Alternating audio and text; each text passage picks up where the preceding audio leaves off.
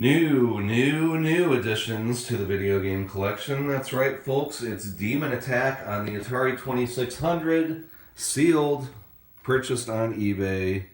Very nice. Some small little defects there, as you can see. Other than that, I think this is a pretty nice little copy here, a little wrinkled in the cardboard there. Nice seal. Nice tight seal on the top of the box there.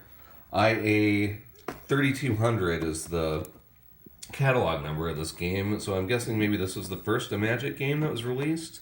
And Star Voyager is 3201, so I'm wondering if that's the second one. So I guess I have the first two Imagic releases here, I think. I haven't looked that up. Correct me if I'm wrong. I'd love to see a comment on one of these videos. Next thing I purchased was Joust, first Silver Label box game. So this had a little bit of damage here on this corner, and I guess I'm calling these corner creases here, these kind of things. I'm not sure if that's the right terminology. A couple little dings on the box there. Definitely not perfect, not pristine. I don't think any of these games that I bought are really worth getting like WATA graded or anything. Maybe the Yar's Revenge and the Missile Command, probably the nicest ones that I have as far as the seal and the box and everything goes. Solaris, I'm kind of disappointed that I paid $20 for this with that big rip in the shrink wrap. I really wish I would have seen that in the photos, because I could get a much better copy of Solaris for $20. Other than that, I'm pretty happy. This Midnight Magic, is pretty bad shape. But other than those two, these are pretty nice, I think. They all have little dings in them, but I mean, you're going to have that on 40-year-old games. Like I said, not looking to get these graded at this time, so not too worried about it. Next purchase was Space War. Now, this game, unlike the other two games, Joust was a huge game for me when I was a kid, and Demon Attack was a huge game for me when I was a kid too, and still one of my favorite video games. Now, Space War I did not have when I was a kid. This is, I think, the only game here that I didn't have. Midnight Magic and Solaris I bought much later, like in the late 90s. But yeah, this is one game that I don't really have a strong personal connection with, but I do love the artwork. So, yeah, and it's an early color box game. Sealed, but it has like some wear where the box is worn through the shrink wrap in a couple of spots. I don't know if you can tell there, but the cardboard is actually exposed there. The shrink wrap is split. Similar thing going on up here. So again, not a pristine copy, but honestly, other than those dings, these are some of the nicest corners I have on any of these Atari games. It's too bad. This would be almost perfect if it wasn't for that. For those two things right there. So yeah, happy to have that addition to the collection. I was at the game store a few days ago and digging through the garbage carts, the bins of Sega sports games and Atari Commons that they had, and found this little hidden gem. Sega Space Hunter, Spy Hunter for the Atari 2600. Now, I know I said I wasn't going to collect loose cartridges, but when it comes to uncommon games such as this, I think it's worth hanging on to, considering I spent $1 on it, and it's like a $30 to $50 game. On eBay, I think I will hang on to that for the time being. Another thing, it's very rare. I work at a recycling center. It's very rare that any retro video game stuff comes in, like maybe once a year. But actually had a couple of things come in recently. In Atari, like it was a Vader Atari with like 2 loose games and this stack of manuals. The Vader Atari and the carts are going to get sold.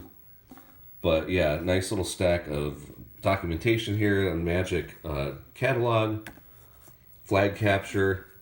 Like I said before, I like hanging on to these manuals because I play most of my games off of a Harmony cart, which loads ROMs through an SD card, so I have like hundreds of Atari games on there.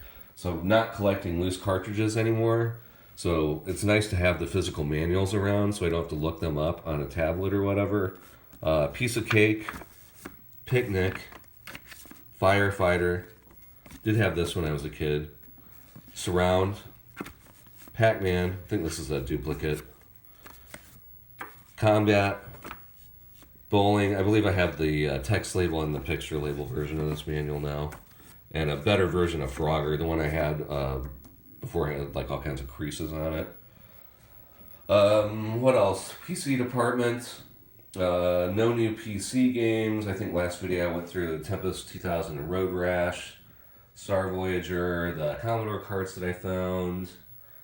I was at the thrift store recently and bought a couple of PC games. I don't have my Windows PC set up yet. I do have my DOS PC set up, so might show you that in a different video. But yeah, grab these games. I've never played Master of Orion 3. Looks kind of interesting. And Max Payne, I know that's like a classic, but I've never played it. So I thought that's like the right era for the Windows 98 PC that I'm building. And then I don't have a PS2 anymore, but I'm planning on getting one. And I want to get some games that I had back in the day, along with some other interesting ones.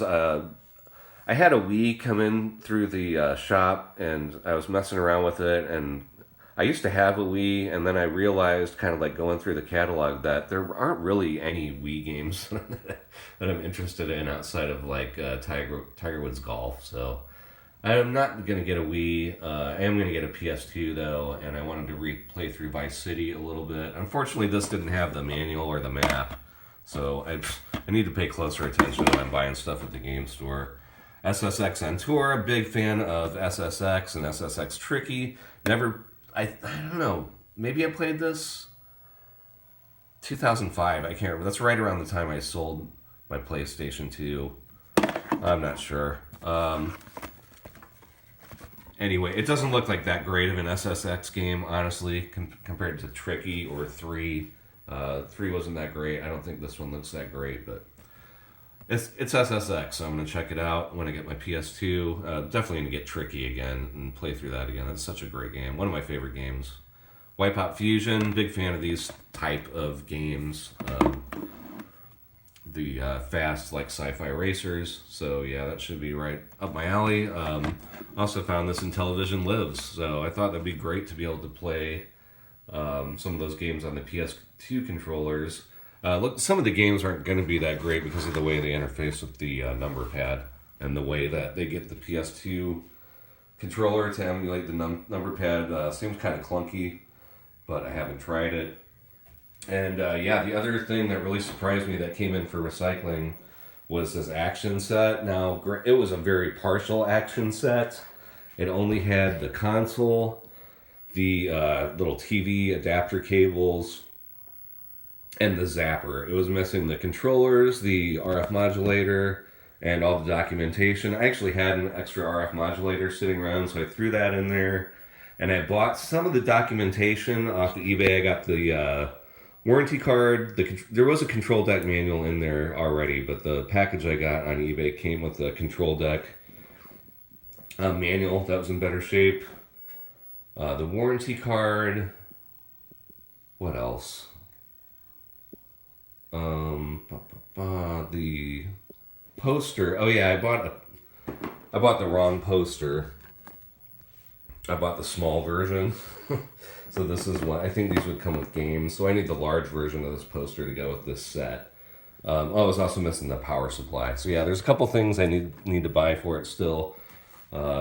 Technically, I have the controllers that I could throw in from my Nintendo, but I think I'm just gonna get another set of controllers to throw into this set, and then I'm going to sell this. I don't have the space in here to really like collect consoles, so I definitely don't need 2 NES consoles. I'm not really huge on the NES anyway. I don't know if I'll keep after I'm done kind of playing through Star Voyager, I might sell all the Nintendo stuff. I haven't decided yet.